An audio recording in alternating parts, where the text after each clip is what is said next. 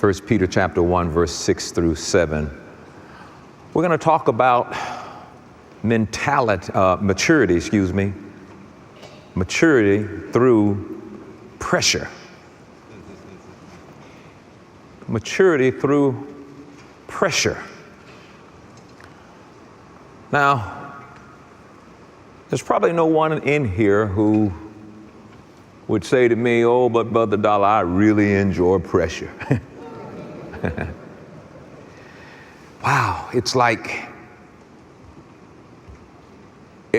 to me, it's like, there's just really no such thing as life without it. There's nobody on the planet that is void of pressure, which causes me to think there has to be some type of something that comes from it, you know?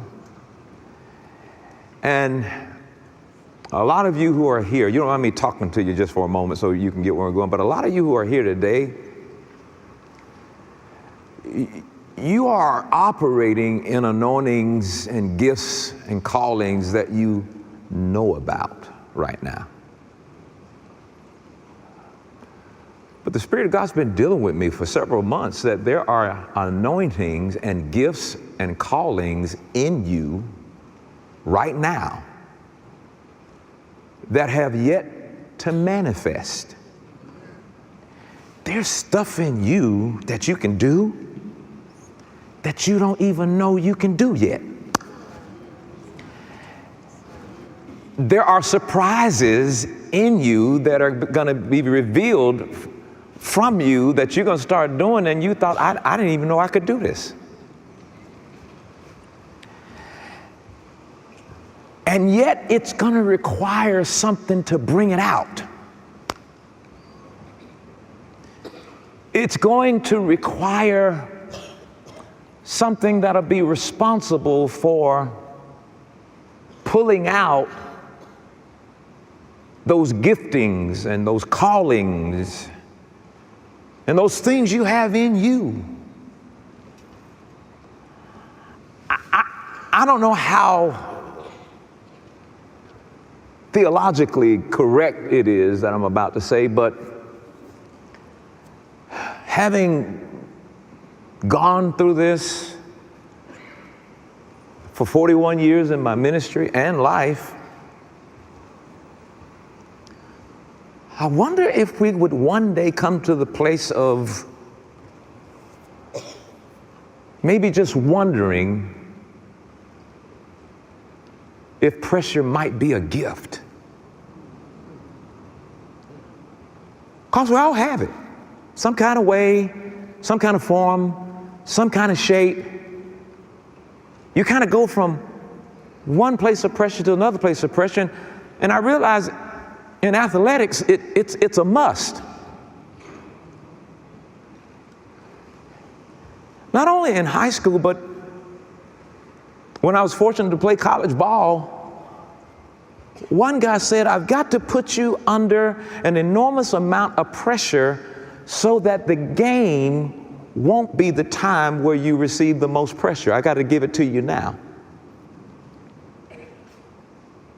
And sure enough, we all felt like we were well prepared to do things above our ability because of the pressure. There was mental pressure that was applied all the time. Physically, there was pressure applied all the time. And for me, I had to maintain a certain weight because I was doing some unbelievable thing. On every team, there's got to be, just in case something goes wrong and the first string gets hurt, second string gets hurt, third string gets hurt, somebody on the team got to be responsible for a fourth string. And my fourth string was center. And I'm thinking, I'm never going to play center in no college ball. That's not going to happen. But just in case 3 centers got hurt, I would have to be prepared to do it, which means I had to eat dinner with the centers, and they would make me eat more, and they would wait till I got full, and then you got to eat more. And I'm like, I don't want no more. Well, you got to eat more. I'm going to tell the coach, whatever. But you know what happened? 3 centers got injured. I remember calling my dad, and I was like, "You ain't going to believe what happened today." And I got the call, and And I played center for the whole game. I thought, well, at least I got my hands on the ball. But there was preparation to bring out of you something else that you didn't know you could do. Wonder what's in you. Wonder what's been kept out of sight in you. That maybe some pressure that you might want to run from is going to be responsible for bringing it out. And I am saying today we got to stop running from pressure, because listen, Satan wants to use pressure for your destruction, but God will allow pressure to give birth to some stuff that's on the inside of you. I realized in developing muscle, in bodybuilding, it required pressure to develop muscle tissue. And you can get up there and get a little lightweight, get a 20-pound, and put the dumbbell here and do this and then bite and do that. You're just wasting your time. There's nothing going to happen. You're just wasting your time. There's pressure to eat the right thing, pressure to go to sleep the right way. And pressure applied to that physical body causes development. Growth is one thing. You can grow up, but to develop a bicep muscle requires pressure. Now think to yourself, maybe some other things that require pressure. Going into the armed services, it requires pressure. I mean, time you get off the bus, somebody is in your face. They on purpose make sure that you are up, make sure that you don't go to bed. They know you're tired, they know you're sleepy, but you got to perform under pressure, and it's there, in and out, every day. How many have been in the military before? Over and over and over and over, and then all of a sudden it's just a norm. You come home on vacation, you're up at 4:30 wanting to go run somewhere. Brings out into you something you didn't know you have. And then we got saved and born again as Christian people and thought, oh, we don't need any pressure. And yet life is full of them. Mental pressure. Pressure when people hurt you, and pressure when people leave you, and pressure when people betray you, and pressure to get this job, or pressure to maintain that job, and pressure to change, and pressure to change what you don't want to change, and pressure to either yield to the flesh, and pressure or to choose to yield to the spirit. The pressure is going to produce some kind of fruit. That's what it's designed to do, produce some kind of fruit. Pressure. I knew before I could preach the gospel of grace, I used to ask why I can't even wake up and open my eyes without something going viral.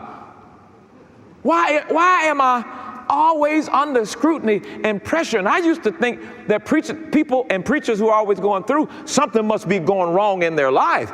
Boy, I had a chance to rethink that. Every time I see anybody just constantly going through, I'm like, ooh, what kind of anointing God working in them? I don't look at it anymore as something wrong. I'm looking at, ooh, my God, wonder what they are about to do. What is God getting them ready for? And so if you're under an enormous amount of pressure that's going on, God is getting you ready for something. Maybe there's something getting ready to come on the earth. Maybe there's something getting ready to happen in your life, on your job. I don't know what it is, but honey, I believe that if God allows pressure to work against you, He is trying to develop you and work something out of you, and the devil is upset, because what the devil wants you to do is allow that pressure to keep you where you are and stay in the flesh.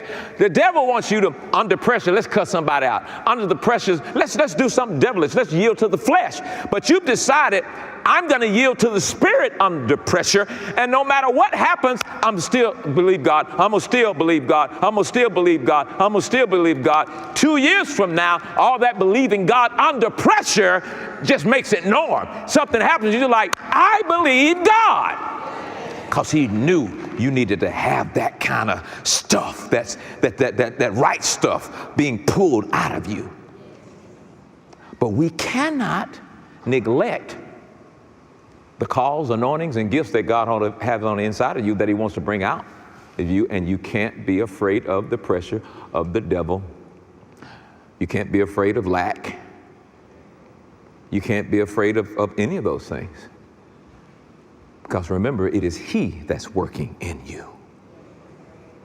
He's bringing something out. And when all of this world goes nuts and goes crazy, you will be equipped to stay in Jesus and be used by Jesus to do a magnificent work in these last days. Now that I got that out of me, let's go ahead and get started. So I said, I thought that was for us. No, that was for me too. Let's look at this in NLT. So be truly glad. There's wonderful joy ahead. I said there's wonderful joy ahead. I don't know what most of you are going through, but there's wonderful joy ahead. And the joy of the Lord is your strength, right? There's wonderful joy ahead, even though you must endure many trials for a little while. Did you see that? There's wonderful joy ahead, even though you must endure many trials for a little while. So whatever God has ahead of you and for you requires for you to endure, and endure means to outlast the trial, outlast the pressure, outlast the trouble. Trouble will come, but you will outlast it. Trials will come, you will outlast it for a little while. And you know, when God says a little while, that could be 3 years, you know what I'm saying? But whatever the time is, you will endure many trials, and the joy will come if you'll endure it. You have endurance, ladies and gentlemen. There's nothing that you're going through you cannot outlast. Yeah, but you don't know how bad it hurts. You'll outlast it. Yeah, but I just got a divorce. You'll outlast it. I just lost my job. You'll outlast it. Oh, I just been so hurt. You'll outlast it. I like where my mother said this to me. She said, you know, you'll get up one morning and it'll be gone. I'm like, that's true. But you got to outlast it. Think about the enemy's fighting you, and you will outlast it. That's frustrating to him, because he's like, you just won't die, will you? You just won't crumble, will you? You just won't go back to that old crazy life, will you? You just keep on standing up saying, my God will supply all my needs according to his riches and glory. And then something else comes. Oh, they're going to take your car. My God shall supply all my needs. And then they actually come take your car. My God shall supply all of my needs. According to my riches in his riches and glory. Help me, Lord. Help me, Jesus. Then they turn your lights out. My God! What are you doing? You're outlasting it. You're outlasting it. You're outlasting it because the morning is coming. The morning is coming. All right, watch this, verse 7. These trials will show that your faith is not phony. Your faith is genuine. See, there's some people that just talk it, but they don't really believe it. The trial will let you know when somebody is just not real. We will see how much you stand. The trial will let you know. Some people, as soon as trouble hit them, you don't see them no more. They quit God, quit you, and quit the church. It'll test to see if your faith is genuine. I believe that your faith is genuine. Honey, you have come through it all. You came through a pandemic. You came through all kinds of weird shutdowns. You came through, and here, why are you here? Here you are again. Here you are again. And the devil like, why are you here? See, he was just giving himself a big hand clap because being able to keep most people just stuck. And you're here. You just keep coming through. You came through just like that woman. If I perish, Esther, if I perish, let me perish. What was she talking about? She says, God gave me a word. I got to take it to the king, and he might kill me. Because most folks that ever did what I'm getting ready to do, he killed them. But if I perish, then let me perish. I'm going to see the king, and I'm going to do what God tells me to do. You keep showing up, and I'm telling you, if you keep showing up, God's getting ready to show out for those that keep showing up.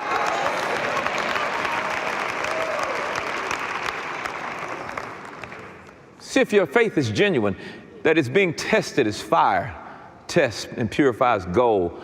Though your faith is far more precious than mere gold, so when your faith remains strong through many trials. Did you see that? When your faith remains strong through many trials. Whew. I think the last 3 years, the things that have happened to me has to test the genuineness of my faith. The genuineness of my faith. Man, I had shingles at one point. It was the point where the boils appeared. And I put a big shirt on, got on the plane and went and preached. My wife said, "Why? What are you doing?" I said, "I'm going to preach." She said, and she just didn't say nothing. And I went, and the pain was excruciating. And I stood up and I taught the word of the Lord, and I kept preaching. And if I finished, I said, "Take that, devil." Now, I don't want to paint some kind of fable to you. Shingles is the devil. There ain't no other way to say that. Shingles ain't like the devil. It's the devil DNA incarnate in shingles. I felt it was the time for me to know what Paul knew when there was it was actually the devil, but it was sent to buffet him. And he prayed 3 times, "God, take this off." And God didn't move until he realized, in my weakness, that's when I'm strong. I had anointings come out of me with boils on me that I didn't even know was there. Glory be to God. In my weakness, then am I made strong. Easy to quote those scriptures. And you will all have the time to see how genuine your faith is. Everyone. There's a separation from the sheep and the goat. You understand? There's a lot of goats that go to church. And all they do is baa, baa. But the trials will test the genuineness of your faith. And he says through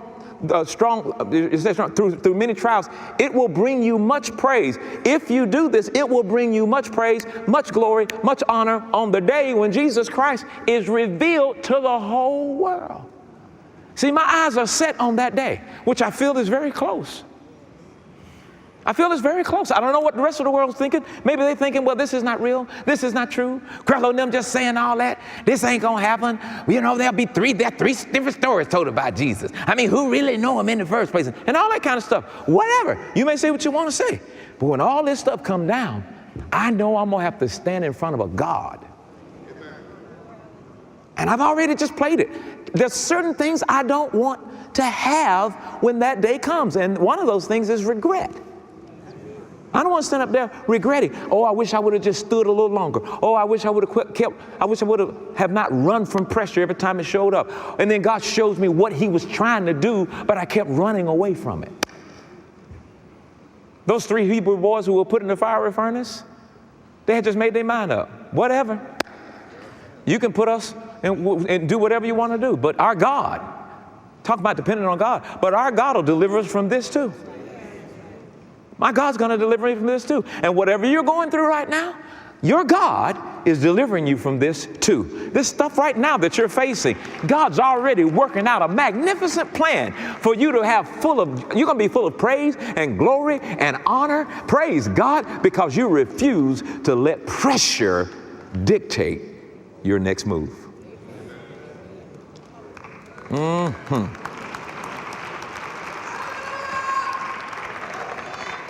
Turn to somebody and tell them, you're going to be all right. Turn to the other side and say, we're all in development. And those that remain in training, you will see the end of your faith. Amen. Now, I gave this to you before, but in another series, let me give you the definition of the trial of faith. What is the definition of the trial of faith? I'm going to tell you what it is by first of all telling you what it's not. The trial of faith is not a testing as to whether or not there is faith. So the trial is not trying to test whether or not you have faith or not. Nor is it a test to see if your faith is sufficient. So when God's taking you through things or allowing things to happen to you, it's not to test whether you have faith, and neither is it to test whether or not your faith is sufficient. But rather, it is purifying. It's the purifying of faith. It's a removal of all impurities of dependence upon self.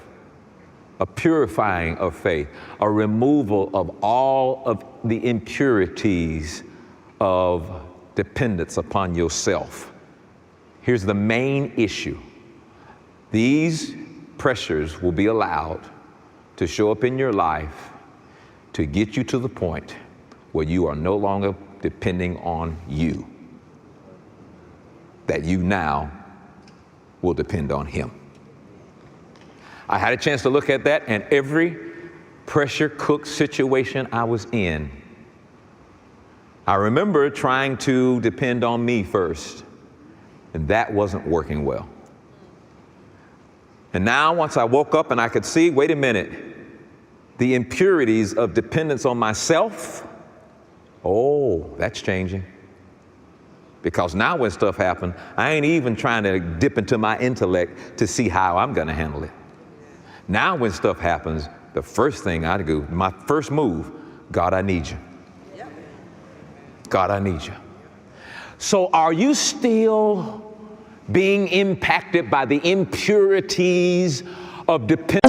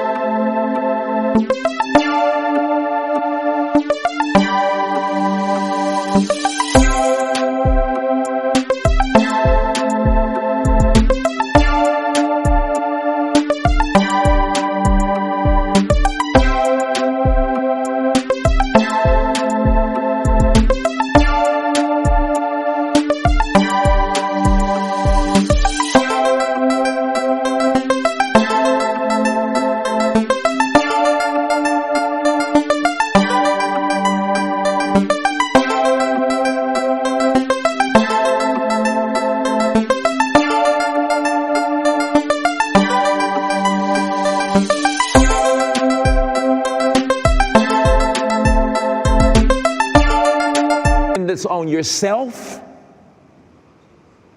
because God knows wherever you go, you're gonna have to be able to depend on Him when you get there, because you are a branch, He is the vine, and you got to stop thinking you're the vine. You are a branch. All we will ever be is branches.